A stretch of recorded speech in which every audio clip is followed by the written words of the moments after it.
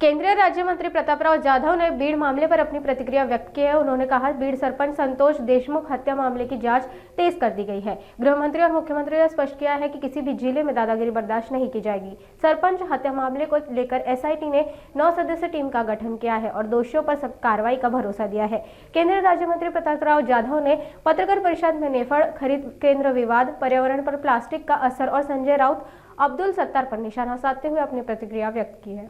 हे बघा, या देशाचे गृहमंत्री आणि मुख्यमंत्री यांनी स्पष्ट शब्दामध्ये सांगितलेलं आहे की कुठल्याही जिल्ह्यामध्ये कुठल्याही भागामध्ये कोणाचीही दादागिरी खपवून घेतली जाणार नाही। एक आणि दुसरा विषय की जे बीडमधील सरपंच संतोष देशमुख यांच्या हत्येसंदर्भामध्ये त्या ठिकाणी सीआयडीची चौकशी सुरू आहे। काल एसआयटीची सुद्धा त्या ठिकाणी 9 लोकांची टीम स्थापन झालेली आहे।